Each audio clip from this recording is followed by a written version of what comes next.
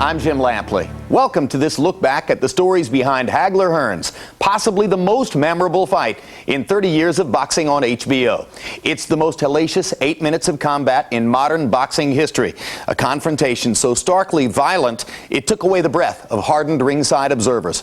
Marvelous Marvin Hagler and Thomas Hitman Hearns entered the ring at the same level of high-risk commitment in 1985. Their flames met and within seconds built a bonfire. 15 rounds of boxing for the undisputed middleweight championship of the world. In November 1979, Marvin Hagler, in his 50th fight, finally got a shot at the middleweight title. Although he looked like the winner, the champion, Vito Antuofermo, retained the title on a controversial draw. The decision deepened Hagler's frustration and hardened his resolve to earn the respect and admiration that had always eluded him. The referee said to Pat and I, he stepped aside because when I raised his hand, I wanted to get a picture with him and I. We stepped aside and they called it a draw. He was devastating. It was like, I lost the fight. Mom, you didn't lose. It was a draw. You both won. I lost the fight because I don't have the title. And this is what he wanted to explain to me, that if you don't get the win, you still lose. It made me much more stronger, made me meaner, made me more aggressive. Marvin learned a lesson there that being in Vegas was never a sure thing. From that point on, Marvin said, these right here are gonna be my judges from now on. 10 months later, in London, Hagler stopped the new middleweight champion Alan Minter in the third round. But his crowning glory turned into a riot rather than a celebration. Full beer bottles are raining down on the canvas and bouncing off people. The bobbies came to rescue us. We won the world's title. The belt wasn't presented to us in the ring like you normally do, the new world's champion. We had to run like we did something wrong. I got here the hard way, and I'm planning on staying here.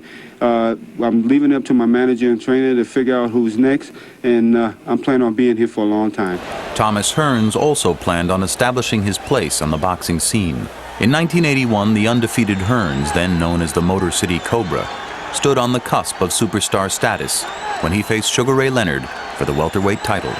In a memorable fight that elevated both men, Leonard rallied to win on a TKO in the 14th round. It's over, and Ray Leonard is the undisputed welterweight champion of the world against a very game Thomas Hearns. Boxing really was all that Detroit had, and I believe that Tommy felt that he let the whole city down when he lost that fight. That was a fight that he should have won. When Thomas lost to Ray Leonard, we went back and there was a lot of rethinking. So Emmanuel made the immediate decision to start to move him up, and so he started the campaign in the 154-pound weight class. And the thought was, okay, we're just going to go on and we're going to reestablish the image. The images of Thomas Hearns and Marvin Hagler were both born in cities rich with boxing tradition.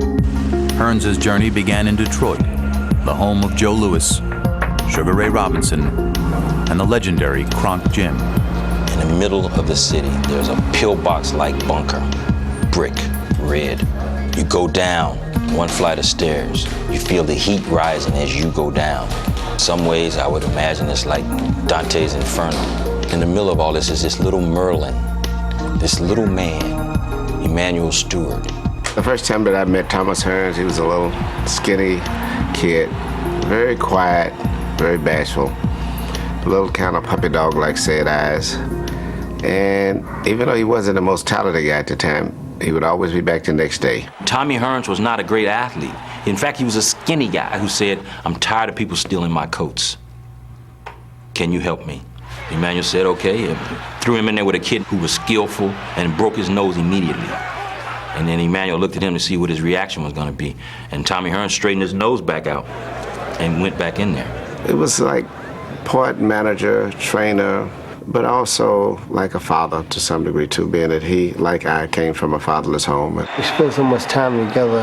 After a while, Emmanuel did become something like a father figure to me. Not just to develop me as a fighter, but to develop me as a young man. In Brockton, Massachusetts, the hometown of Rocky Marciano, Marvin Hagler would find a boxing family of his own under the guidance of brothers Goody and Pat Petronelli. From 1969 to 73, Marvin worked with Pat and Goody, who had a construction company.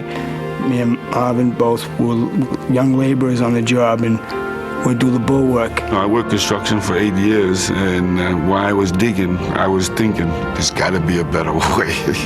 He had said that he's going to become champ, and he did. When he came out of here, he referred to us as whiteys. And, you know, I had a kick out of that, and it took him a while to really get to trust us as whiteys. The Petronellis, for me, they've been like a father and a brother. I was able to talk about anything under the sun with them, to share even things that when I was upset or my personal life or whatever. It was climbing that mountain together, Pat, myself, and Marvin. It was a triangle. There's nothing stronger than a triangle. Despite the support of the Petronellis, Hagler simply didn't feel respected inside the ring. So he went to a court of law to get what he couldn't get in the court of public opinion. Marvin wanted to be called Marvelous. We tried to educate the general public to the name Marvelous Marvin. We thought we had done it until we ran up against the guy who was in charge of ABC Sports, and he said, if you want us to use the name Marvelous Marvin, go to court. So I rose to the challenge. I asked the probate court judge to change the name of Marvin Nathaniel Hagler to Marvelous Marvin. It wasn't like he grew up always wishing his mom had called him Marvelous, you know? I mean, it was a need inside him. I really felt as though I never got the respect which I deserve in the beginning part of my career. And I just remember when Joe Frazier had said, you know, you got 3 strikes against you, 1 you're southpaw, 2 you're good, and 3 you're black. While people were hesitant to face Hagler, the lanky Thomas Hearns didn't have the look of a future world champion. He looked like you could blow him over, but out of nowhere, he possessed this punch. And it was almost like there was Tommy's body, and then there was this right hand that was from another person. It was demonic. When Tommy hit people with his right hand, most of his career, they disappeared like those people in that Star Wars, you know, they vaporized. That right hand goes crazy. It's over. He hit him with some right hand. The way that he struck with such deadly force and precision accuracy, it was only natural to give him some kind of devastating name. Ring magazine put him on the cover in a gangster suit with a machine gun, calling him the Hitman. In 1982, a retired Sugar Ray Leonard refused a rematch with Thomas Hearns and also brushed aside a showdown with Hagler. A fight with this great man, this great champion, Marvelous Marvin Hagler, could be one of the greatest fights in the history of boxing. But unfortunately, it'll never happen. Hagler and Hearns turned their attention to each other and were set to meet in May of 1982. But an injury to Hearns' right hand forced a postponement. Marvin found out that the fight with Hearns was off, and I've never seen him so angry. I mean, he just wanted to fight this guy so badly. He started complaining about his little baby pinky. You know how many people will give $1 million for that little baby pinky? For $1 million, I cut that thing off. For 2 years, Hagler would continue his reign as middleweight champ, while Thomas Hearns, now fighting at 154 pounds, would put Hagler on notice. His shocking second-round knockout of the legendary Roberto Duran sounded the return of the hitman. Oh, he's out. He was out before he hit the canvas. If there's a sweet spot in boxing, it was that night where Hearns' fist met the point of Roberto Duran's chin. He was out cold, just boom, out. He looked like 140 pounds of pancake batter, just splat, down he went. When I hit Roberto Duran, it seemed like it was just a thrust of power just went through my arm. After humiliating Duran, a confident Thomas Hearns would move up to the 160-pound weight class, and the long-awaited showdown was set. Hostilities between the two fighters grew during a 20-city press tour. Keep that belt by your bed, because it'll be the last time you see it. Can't hear you. When he would pull a little baseball cap on, war across the top, you knew, and I think Thomas Hearns knew, that it was about war with Hagler. It's a mental toughness, and that's what I feel. War, that's what's on my mind. Marvin was even more quiet than Tommy and said less. So in order to make the press conferences interesting, Thomas Hearns had to be the outgoing, talkative one. And come April 15, in 3 rounds. I would be the greatest. I finish hitting with 1, 2, 3. I want to back off him just a little bit so I can hit him with 4. Just back off. Seeing his ugly face every day, I mean, you get tired, man. You know, and then he had that big mouth and he's telling what he's gonna do. He's gonna knock my bald head off. I already know who the winner is. And as for my man say he never fights a man twice, that's right. He's never gonna fight me again, because this gonna be his last fight. To prepare for the biggest fight of his career, Marvin Hagler did what he always did. He went into isolation. One of the terms that Marvin used for his training camp was that he was going to go to jail. And I call it jail because you're sacrificing and you're away from no partying, no drinking, no woman. Once he started this schedule, he wouldn't sit down and talk to the President of the United States come in. When I was working out with different guys the same size as him, I like to see him fall like a tree, you know. Boom. While Hagler was training in Massachusetts, Hearns was more visible in Las Vegas, at home in the spotlight. In the days preceding the fight, Thomas Hearns just exuded confidence, maybe even borderline being cocky. I remember walking through the casino at Caesar's Palace one night. It must have been 11:15 at night. I saw a big crowd around a craps table. And it was Thomas Hearns shooting crap. To people all around him, that led him to believe, geez, what a relaxed guy. This guy, he must gonna be win easy. The night of the fight, the locker room of Thomas Hearns was overflowing with followers of the hitman. Thomas Hearns, maybe more than any fighter in history, had the biggest entourage. And in the dressing room before the fight, it's 1 million people. They were in the room next to us, and they were banging the walls, and Marvin was putting his boxing shoes on, and he looked up and he says, "You can't take those guys in the ring with him. It's just going to be me and him." In his hotel room prior to the fight, Thomas Hearns received a massage from a member of his entourage. That act upset trainer Emanuel Stewart. One of the guys from one of the hang-ons, at least, massaged Thomas's legs down, and when I came up, I ran him out of the room, and I knew then that was a major problem. The massage leaves the body spent. And so going into the fight, we was worried. In the dressing room, I was saying to myself, I was thinking in my mind that in order for me to win this fight, I gotta go right out there and take it to him and get rid of him. The fight would be Thomas Hearns' first in the middleweight division, which dictated the strategy of Hagler. He would try to impose his strength on Hearns from start to finish. He'll have to start earlier because he's as ready as he's ever been. He's the best shape he's ever been in his life. He'll knock out Tommy Hearns. Goody called it. Goody said, "Tommy's going to come gunning right out after you. Just make a street fight out of it. He'll come right out at you, and you just come right out with him." People just saw two trains ready to collide. This is the main event of the night. 12 rounds of boxing for the undisputed middleweight championship of the world. I think when people saw them come in, Hagler and Hearns, and they looked at these two men who sometimes lived in Sugar Ray Leonard's shadow, and they said they are desperate to win this fight because their legacy could depend on this. And the entourage now of Thomas Hearns making its way toward the ring here. Marvelous Marvin Hagler, of course. He had his game face on, Ray, somewhere around Thursday. Everybody expects to see a contest here decided by their strength, decided by their styles, decided by their will. This was going to be high megaton action. One guy who's called a hitman, and the other guy who walks around talking about destroying destruction no matter what you ask him. Marvelous Marvin Hagler.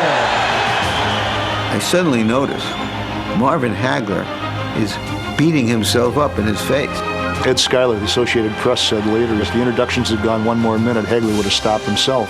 When they got in the ring, I could not believe the tension that was in that fight. I'm just cautioning you now. Obey my command at all times. Shake hands, good luck to both of you. When Marvin Hagler came out of his corner, he was carrying with him all the frustrations and broken dreams of his whole life. And he was going to take them all out on somebody else. We're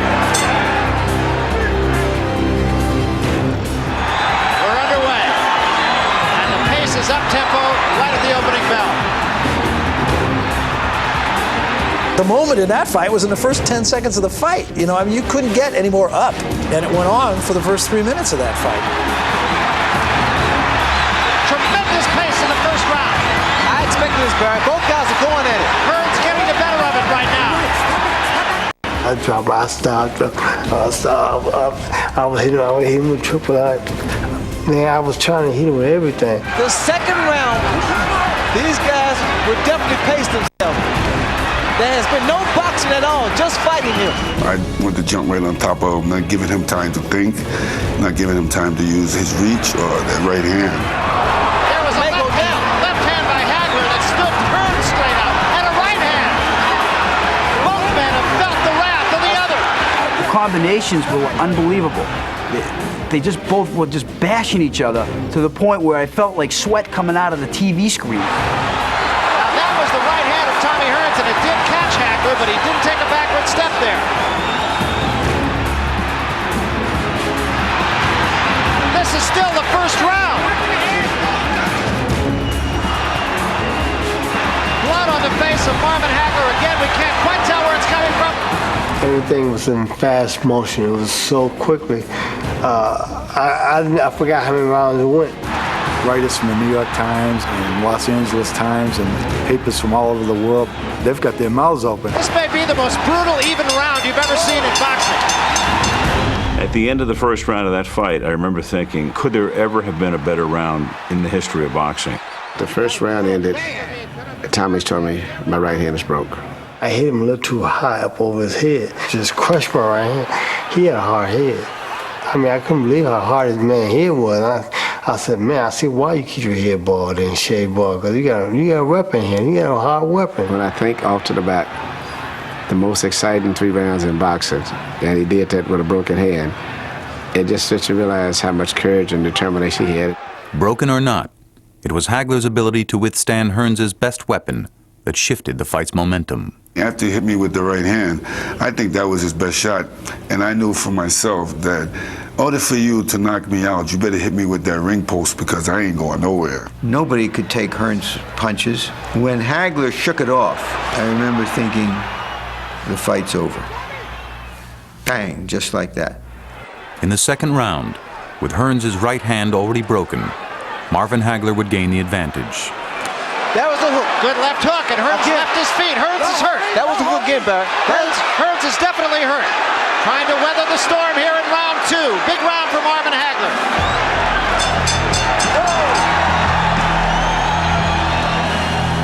In the third round, blood coming from a cut in the middle of Hagler's forehead came to the attention of referee Richard Steele. And now we're going to get a moment for the doctor to come in as that cut just opened up. I took Marvin Hagler to the doctor, and the doctor looked at the cut and allowed it to go on. It's not bothering your fight. No, it's not bothering his side. Let him go. I couldn't understand where the cut came from because I don't think it was from a right hand. It wasn't blood over my eyes, and I couldn't understand why the referee was trying to step in and give Tommy more time to rest. In the back of his mind, I'm sure, sensed that here we go again. They're going to find some way to take away from me what I've earned. I'll decide if I can't go on. He knew he had to do something to take it into his own hands. I think his great quote was, he saw blood and he turned into a bull. You remember the game Pac-Man? And so if I just keep, and sooner or later, I'm going to catch you. Right hand sends Hearns. He doesn't know where he is. Hagler goes in for the kill now. He's gone. He's gone. He's down, and he may be out. It's the absolute moment of his life, and he goes after Hearns with everything he has, and he catches him behind the ear. And then Tommy went down in a sort of weird fashion, like a beach umbrella that's been caught by the wind.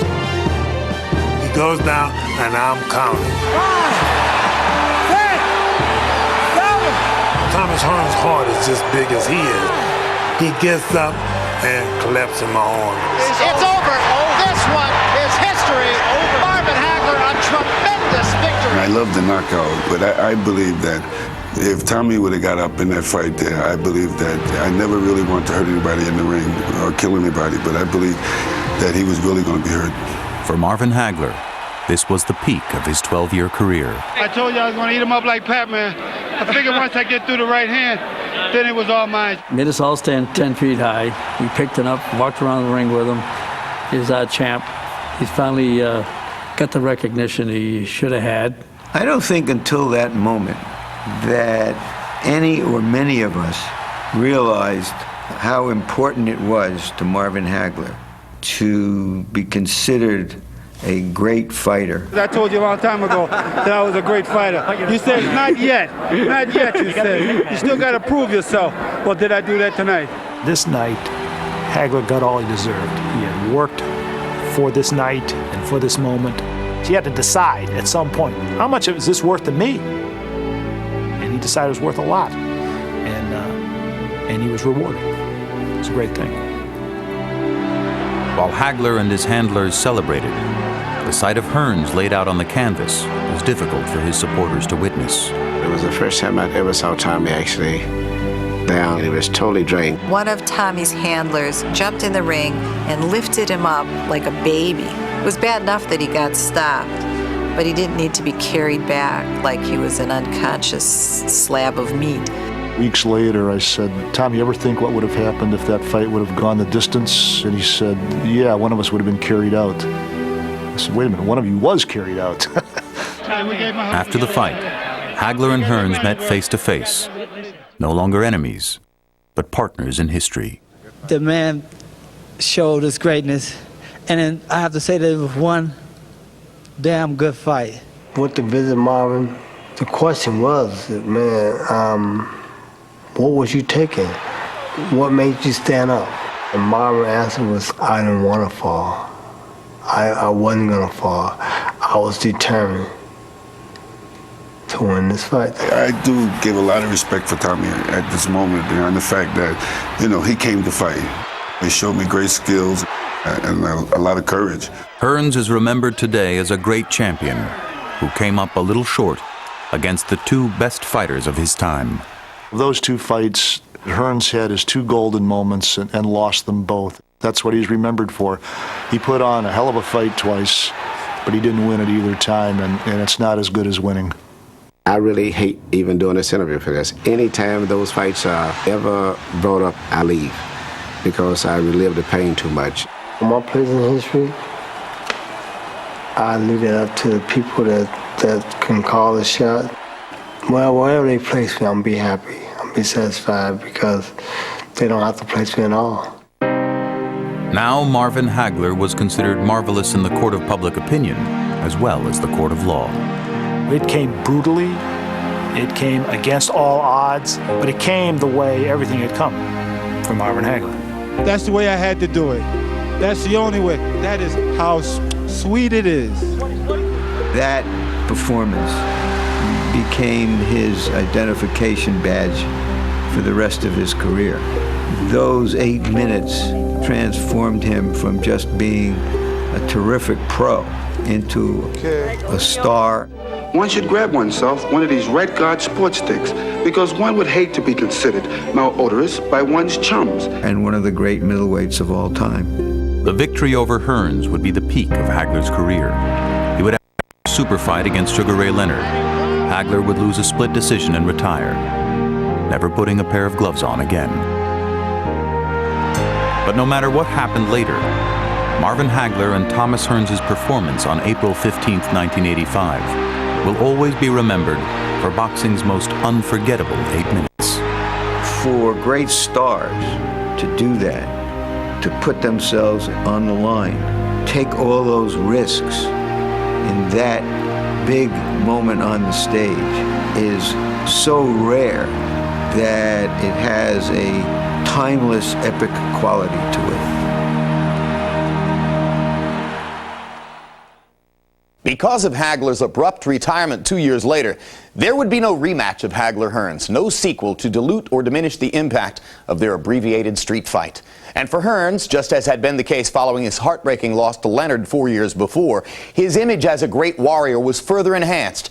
Hearns' career proves that great fights can establish a fighter's greatness, whether the record shows he won or lost.